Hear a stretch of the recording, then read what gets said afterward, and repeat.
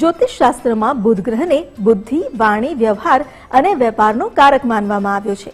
કહેવાય છે કે જે વ્યક્તિનો બુધ શુભ હોય અને બળવાન હોય તેને નિર્ણય લેવામાં સરળતા રહે છે, વાણીમાં પ્રભાવ હોય છે અને વેપાર ધંધામાં પણ પ્રગતિના નવા માર્ગ ખુલતા જાય છે.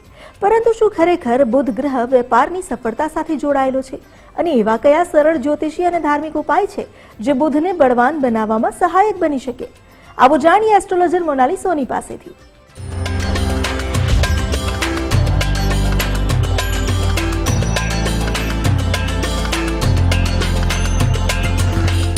નમસ્કાર, આધ્યાત્મિક મહાશક્તિમાં હું મોનાલી સોની આપ સૌનું સ્વાગત કરું છું. આજે આપણે વિશેષ રીતે જાણી રહ્યા છે બુધ ગ્રહના ફાયદાઓ વિશે. બુધ ગ્રહ જે બુદ્ધિ આપનારો ગ્રહ છે, જ્યારે જે પણ વ્યક્તિ જે છે તેની બુદ્ધિ ખૂબ જ સારી ચાલી રહી છે, તે ખૂબ જ સારા નિર્ણયો લઈ રહ્યો છે અને વ્યવસાયમાં, કરિયરમાં ખૂબ જ સારી પ્રગતિ કરી રહ્યો છે, ત્યારે ચોક્કસથી એવું કહી શકાય કે આ વ્યક્તિની કુંડલીમાં બુધ ગ્રહ તેને શુભ પરિણામ આપી રહ્યો છે. બુધ ગ્રહને વાણીનો ગ્રહ પણ કહેવામાં આવે છે, એટલે કે જો તમે જે પણ વસ્તુ બોલો છો તેનાથી લોકો તમારી તરફ આકર્ષાય છે, એટલે કે તમારી જે બોલી જે છે, તમારી જે વાણી છે તે લોકોને ખૂબ જ પ્રભાવિત કરે છે. તો પણ કહી શકાય કે તમારી કુંડલીમાં બુધ ગ્રહ તમને શુભ પરિણામ આપી રહ્યું છે. સાથે સાથે બિઝનેસમાં ખૂબ જ ઝડપથી પ્રગતિ કરો છો તમે, અને વ્યવસાય ક્ષેત્રે પણ તમે ખૂબ જ સારા ડિસિઝન લો છો. તમારા લીધેલા જે ડિસિઝન છે આગળ જતા તમને લાભ પ્રાપ્ત કરાવે છે. તો પણ ચોક્કસથી કહી શકાય કે તમારી કુંડલીમાં બુધ ગ્રહ તમને લાભ અપાવનારો ગ્રહ છે. તમારી કુંડલીમાં જો ત્રિક ભાવમાં બુધ ગ્રહ બિરાજમાન છે, એટલે કે એવું કહી શકાય કે તમારી કુંડલીમાં છઠ્ઠા, 8મા કે 12મા ભાવમાં જો બુધ ગ્રહ બિરાજમાન છે, કે કોઈ પણ એવા રાહુ કે કેતુ સાથે બુધ ગ્રહ બિરાજમાન છે, કે પછી કોઈ પણ ગ્રહોની એટલે કે શનિની કે કોઈ પણ રાહુ કેતુની અશુભ દ્રષ્ટિ બુધ ગ્રહ ઉપર પડી રહી છે, તો ત્યારે એવું કહી શકાય કે તમને વારંવાર લોકો સાથે ઉગ્ર વિવાદ થઈ જાય છે, ઝઘડા થઈ જાય છે, કારણ કે તમે જે બોલો છો તે સામેવાળાને પસંદ નથી આવતું. તેમાં એક પ્રકારની કટુતા આવી જાય છે. તમે એવું વિચારીને નથી બોલી શકતા કે તમે શું બોલી રહ્યા છો. ખાસ કરીને તમારી બુદ્ધિ જે છે તેમાં પણ ક્યાંક ને ક્યાંક એવી નકારાત્મકતા આવી જાય છે કે તમારી બુદ્ધિના પ્રયોગથી તમે કોઈ સારા ડિસિઝન નથી લઈ શકતા. જે પણ કામ કરો છો તેમાં તમને વારંવાર રોકટોક કરવી પડે છે, તમને વારંવાર કહેવું પડે છે કે તમે તે કાર્યને સુધારો, પણ છતાં પણ તમે તે કાર્યને સુધારી નથી શકતા. ત્યારે પણ એવું કહી શકાય કે ચોક્કસથી બુધ ગ્રહ તમારી કુંડલીમાં અશુભ પરિણામ આપી રહ્યો છે. સાથે સાથે એવું પણ કહી શકાય કે તમે કોઈ પણ વ્યક્તિને ગમે તેમ બોલી દો છો, બોલીને મન દુઃખ થઈ જાય છે, તો પણ બુધ ગ્રહ તમને અશુભ પરિણામ આપી રહ્યો છે. જ્યારે પણ બુધ ગ્રહ તમને શુભ પરિણામ આપે છે ત્યારે તે તમારા જીવનમાં નવી નવી તકો, નવી નવી ઓપોર્ચ્યુનિટીઝ લાવે છે, અને આ ઓપોર્ચ્યુનિટીઝને ઝડપી લેવી તે પણ એક શુભ બુધનું પરિણામ કહી શકાય. પરંતુ જો તમે વારંવાર તમારા જીવનમાં આવતી તકોને ગુમાવો છો, ઓપોર્ચ્યુનિટી મિસ કરો છો, કે પછી હાથમાં આવેલી તક તમારા જીવનમાંથી સરી જાય છે, તો પણ એવું કહી શકાય કે બુધ ગ્રહ તમને નકારાત્મક પરિણામ આપી રહ્યું છે. તો હવે આ બધા સંજોગોમાં જો તમને નકારાત્મક પરિણામ બુધ આપતો હોય તો તેને શુભ કરવા માટે પણ વિશેષ રીતે જ્યોતિષ શાસ્ત્રમાં ઉપાયો દર્શાવેલા છે. દરેક કાર્યની શરૂઆતમાં શ્રી ગણેશજીનું નામ લઈને આપણે આપણા કાર્યની શરૂઆત કરીએ છીએ, તો વિઘ્નહર્તા શ્રી ગણેશજીના આશીર્વાદથી આપણા દરેક કાર્ય પરિપૂર્ણ થાય છે, તેમાં આપણને સફળતા પ્રાપ્ત થાય છે. માટે બુધ ગ્રહના પણ એવું કહી શકાય કે ગણેશજી જે છે તો તમે તેની જેટલી ભક્તિ કરો છો તો બુધ ગ્રહ જે છે તમારો મજબૂત થાય છે, કે બુદ્ધિના દાતા પણ શ્રી ગણેશજી છે. માટે જો તમારી બુદ્ધિ સારી પ્રાપ્ત કરવી છે, સકારાત્મક બુદ્ધિ તમારી અંદર પ્રવેશે, તે માટે પણ નિયમિત તમારે ગણેશજીની પૂજા આરાધના કરવી જોઈએ. ગણેશજીનો મંત્ર ઓમ ગમ ગણપતે નમઃ, આ મંત્રની 108 વાર તમે જાપ કરો, ગણેશજીને દુર્વા અર્પણ કરો, અથવા તો તમે બુંદી કે ગોળની પ્રસાદી ગણેશજીને અર્પણ કરો, અને ત્યારબાદ તમે તમારા દિવસના દરેક પ્રકારના કાર્યોની શરૂઆત કરશો, તો જરૂરથી ગણેશજીના વિશેષ આશીર્વાદથી બુધ ગ્રહ તમને ખૂબ જ ઝડપથી શુભ પરિણામ આપવા લાગશે. ત્યારબાદ એવું કહી શકાય કે બુધવારનો દિવસ છે તે બુધ ગ્રહ માટે નિર્ધારિત કરવામાં આવ્યો છે. તેમાં પણ વિશેષ રીતે નવદુર્ગા ના વિશેષ આશીર્વાદ પ્રાપ્ત કરો છો, નવ દુર્ગા એટલે કે દેવી દુર્ગાની પૂજા આરાધના કરો છો, તો પણ બુધ ગ્રહ તમને ખૂબ શુભ પરિણામ આપે છે.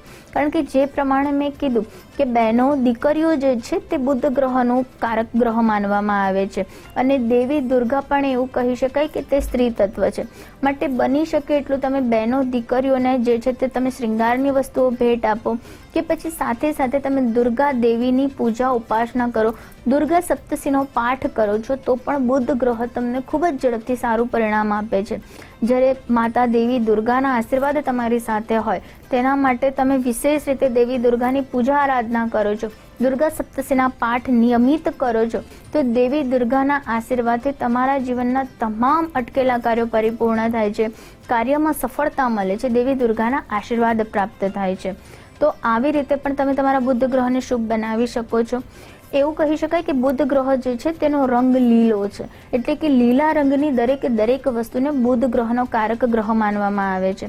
માટે તમારે જ્યારે પણ તમારા બુધ ગ્રહને એક્ટિવ કરવો છે, એટલે કે શુભ પરિણામમાં પ્રવર્તિત કરવો છે, તો લીલા રંગની વસ્તુઓનું દાન પુણ્ય તમારે વધારે કરવું જોઈએ. વિશેષ રીતે બુધવારના દિવસે તમે મગનું દાન કરો છો, કે પછી ગાયને ઘાસચારો ખવડાવો છો, તો પણ તમારી કુંડલીમાં બુધ ગ્રહ તમને શુભ પરિણામ આપે છે. પંખીઓને તમે મગનું ચોણ નાખો છો, સપ્તધાનનું ચોણ નાખો છો, તો પણ તમારો બુદ્ધ સારો થાય છે. એવું કહી શકાય કે જ્યારે તમને તમારા વ્યવસાયમાં ખૂબ જ ઝડપથી લાભ પ્રાપ્ત કરવો છે, વ્યવસાયમાં તમારે સફળતા પ્રાપ્ત કરવી છે, ત્યારે તમારે વિશેષ રીતે પંખીઓને મગનું ચોણ નાખવું જોઈએ.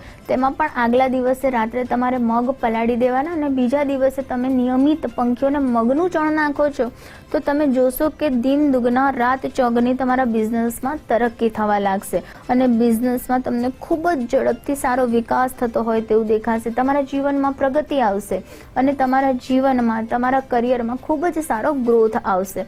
તો આ રીતે પણ વિશેષ રીતે બુધ ગ્રહને મજબૂત બનાવીને તમે તમારા કાર્યક્ષેત્રમાં સારો એવો લાભ પ્રાપ્ત કરી શકો છો. સાથે સાથે નાના જે બાળકો છે તેમની જોડે વૃક્ષારોપણ તમારે કરાવવું જોઈએ. તમે કોઈ પણ વૃક્ષને વાવો છો, તેની માવજત કરો છો, તેનો ઉછેર કરો છો, તો જેમ જેમ તે વૃક્ષ વધશે તેમ તેમ બુધ ગ્રહ તમને શુભ પરિણામ આપવા લાગશે.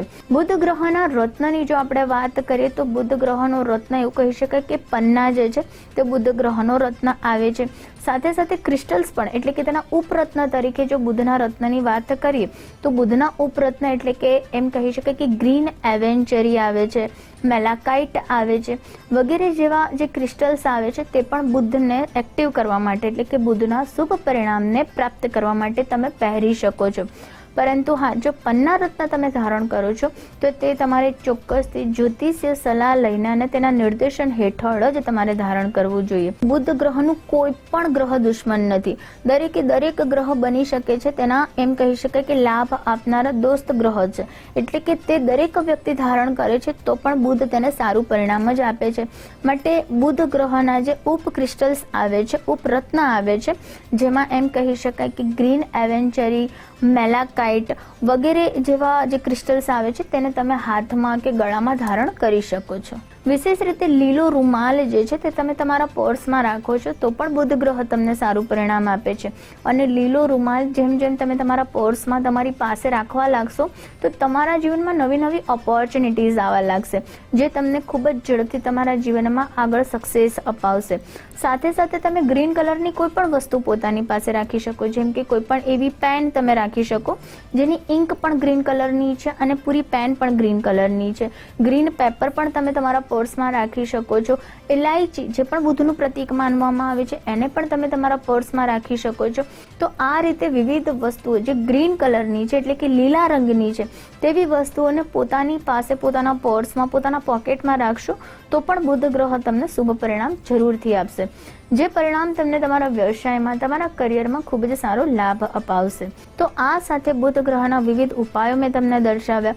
બુધ ગ્રહ ખૂબ જ એવું કહી શકાય કે એવો ગ્રહ જે છે કે જેનો કોઈ દુશ્મન નથી, તે બધાની સાથે ખૂબ જ સારી જે છે તે આત્મીયતા રાખે છે, દોસ્તી રાખે છે, એવો ગ્રહ છે.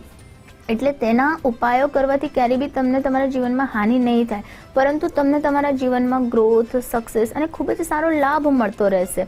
તો માટે તમે નિયમિત બુધ ગ્રહના ઉપાય કરીને તમારા જીવનમાં પણ ખૂબ જ ઝડપથી વિકાસ પ્રાપ્ત કરી શકો છો, સક્સેસ પ્રાપ્ત કરી શકો છો, પ્રગતિ પ્રાપ્ત કરી શકો છો. તો આ સાથે હું રજા લઉં છું. નમસ્કાર.